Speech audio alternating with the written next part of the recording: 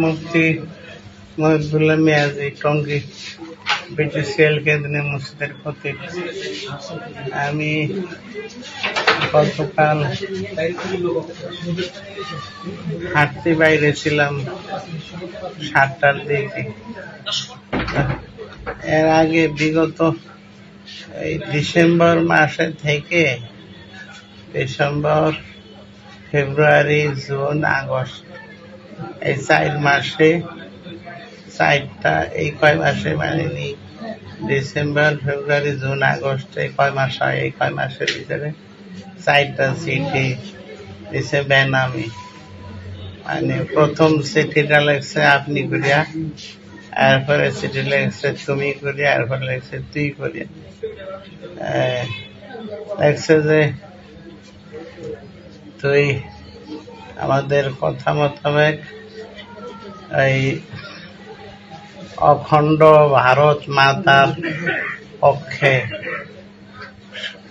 মেম্বারে বসা কৌশলে কথা বলবি, কারণ পূর্ববঙ্গের ভারত ছাড়া আপন কেউ নাই। 2 নম্বরে লেখছে ইসকনের মহাপ্রভু চিন্ময় কৃষ্ণ মহাপ্রভুর জামিনের ব্যাপারে কৌশলে কথা বলবি যে তাকে আটকে রাখা ঠিক হচ্ছে না। এরপরে 3 নম্বরে লেখছে হইল এই পূর্ববঙ্গের সব ধর্মভিত্তিক দল বিএনপি, এনসিপি এদের সকলের বিরুদ্ধে মেম্বারের বসা কৌশলে কথা বলবি। এনসিপি বাংলাদেশের, এনসিপি পূর্ববঙ্গের 1 নম্বর শত্রু। 3 নম্বর। 4 নম্বরে লেখছে যে তুই কৌশলে মেম্বারে বসা এই মাসালা দিবি যে মুসলমান মেয়েরা হিন্দু ছেলেদের সাথে প্রেমে বাধা নেই। এই আমাদের কথা মতো এই 4টা কথা বলবি, আর না হলে তোর মৃত্যুদণ্ড দেওয়া হবে। এরপরে এই 4টা চিঠি আমি বেনামি, যেহেতু এই উরু চিঠি ছিড়িয়া ফেলাই দিছি, এবারে বলি নাই গন্ডগোল লাগবে, খালি ঝামেলা করে লাগবে।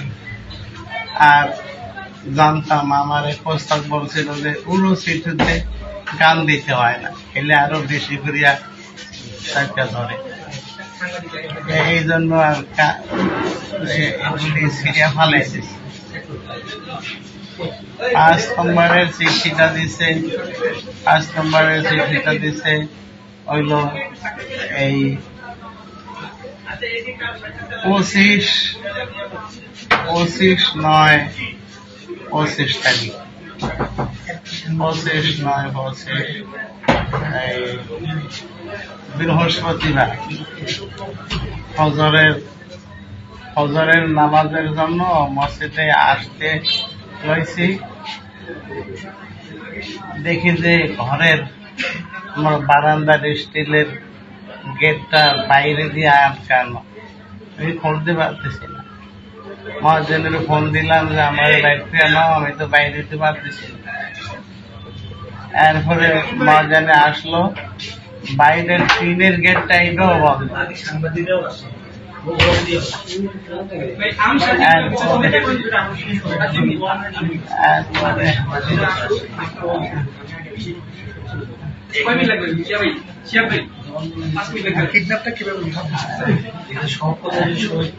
এরপরে এই 5ম চিঠিটা পঞ্চম চিঠিটা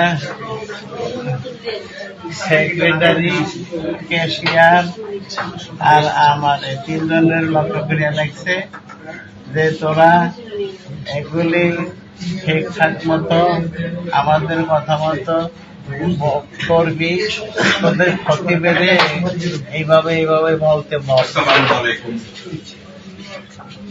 আর না হলে তোদের সবার মৃত্যুদণ্ড দেওয়া হবে এবং তোদের এই স্ত্রী, মেয়ে, এদের কাউরে খারাপ কথা লাগছে যে ইয়া থেকে, দর্শন থেকে বাঁচাতে পারবি না। আর লাগছে যে এবার তোদের খতিবের ঘরে পেট্রোলের আগুন ধরবে। 6-7 মাস আগে আমার বারান্দায় আগুন লাগছিল, তো তখন মনে করছে শর্ট সার্কিট থেকে লাগবে, অনুমান করছিলাম যে শর্ট সার্কিট থেকেই। এইটার ভিতরে লাগছে এইবার পেট্রোলের আগুন। এখন সন্দেহ হয়েছে যে এই প্রথমটা তাহলে স্বাভাবিক আগুন ছিল না। এরপরে এই 21-10 তারিখ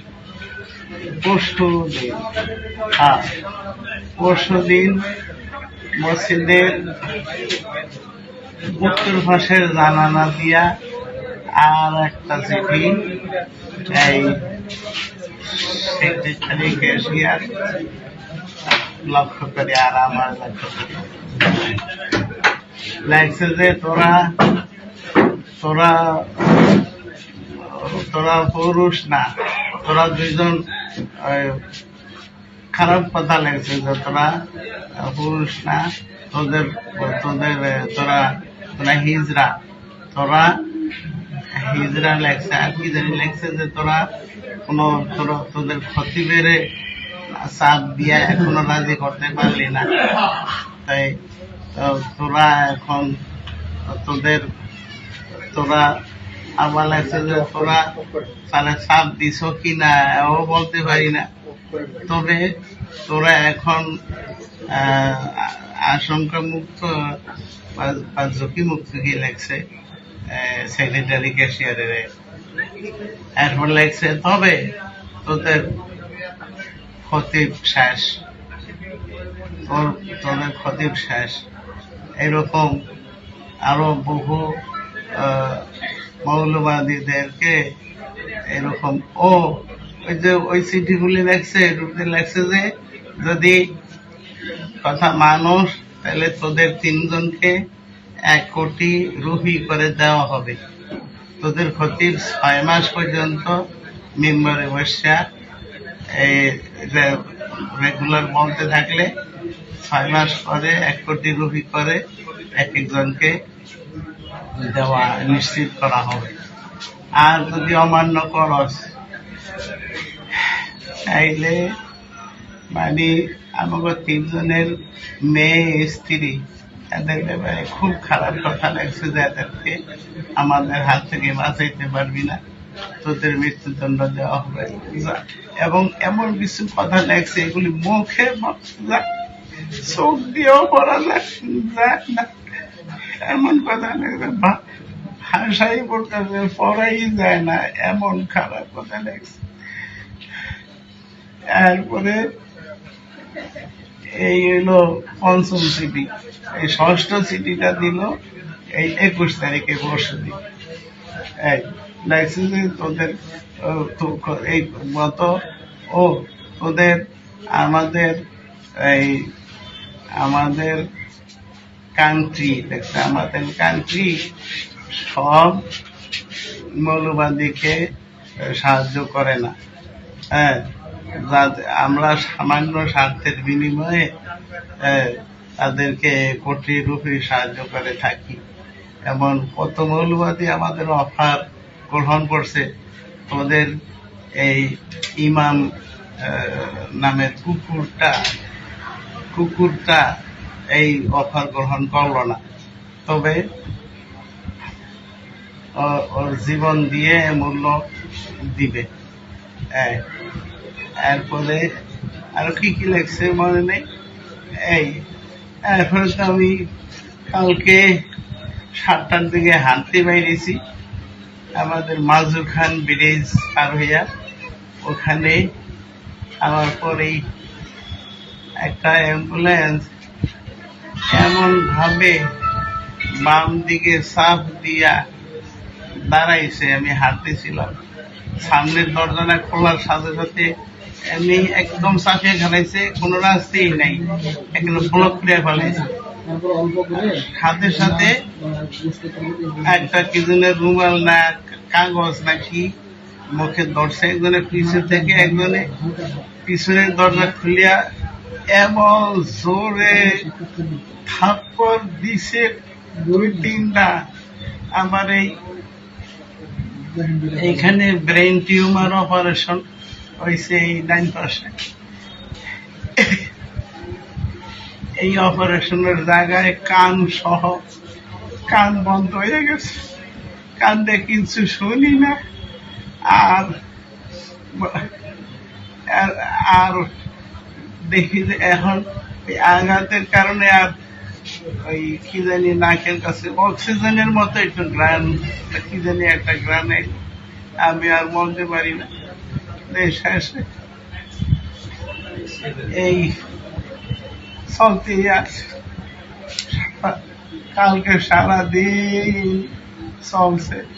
আমি যখন একটু ভিতর দিয়েই আমার চোখ বাঁধতে পারেছি কালো কাপড় দিয়ে, আমি একটু এই ডাইন ইয়া দিয়ে উঠে তখন আবার প্রচন্ড থাপ্পড় দিয়া নাকের কাছে কি জানি, আবার আমি আর কিছু বলতে পারি না। শেষে কয়েক ঘন্টা পর পরই এরকম করে, শেষে আর চেষ্টা করি না, যে চেষ্টা করলে আমার মারে, আমি আর চেষ্টা করি না। এরপরে এর ভিতরে চলতে আছে, চেতনই নেই যে কই নেই, কি নেয়, কি করে আমার আমি জানি না। এরপরে এখানে আসার পরে এই গাড়িটা নার্সটার কিনে দাঁড়া করে আমার গাড়ি থেকে ফালাইয়া এরপরে গাড়িটার আড়ালে লয়ে গেছে। তারপরে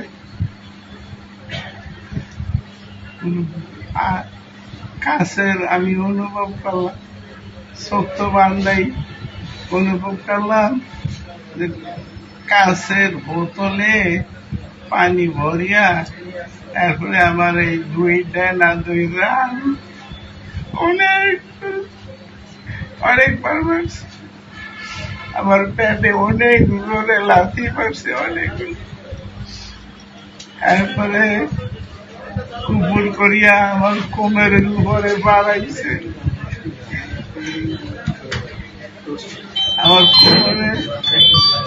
আমার কোমরে অনেক ব্যথা।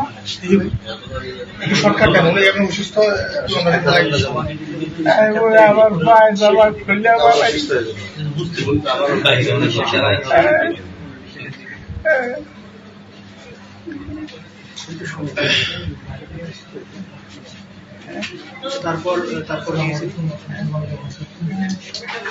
এরপরে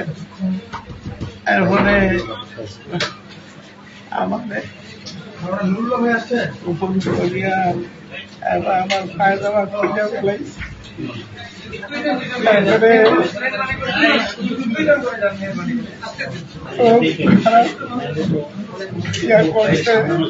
আমার বলতে বলা যায় না। তারপরে